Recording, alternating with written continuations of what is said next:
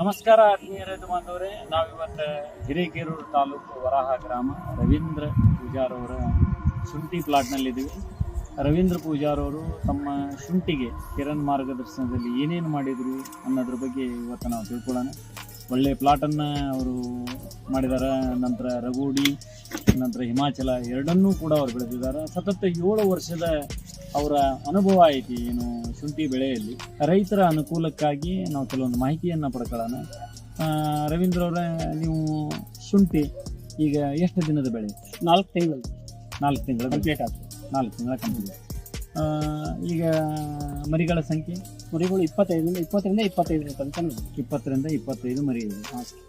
ಏನು ಗರಿಗಳು ಇಷ್ಟು ಅಗಲವಾಗಿ ಕಾಣ್ತಾ ಇದೆ, ಏನು ನಿಮಗೆ ಇದರ ಅಭಿಪ್ರಾಯ? ಚೆನ್ನಾಗಿದೆ ಸರ್. ಹಾಂ, ಗರಿಗಿನೂ ಅಗಲ ಇದೆ ಸರ್. ಹೆಲ್ದಿ ಇದೆ ರೀ. ಮರಿ ಬಂದಿದ್ದಷ್ಟು ದಪ್ಪ ಇದೆ ರೀ. ಮರಿ ದಪ್ಪ ಇದೆ. ಹಾಂ ಸರ್. ಹಾಂ,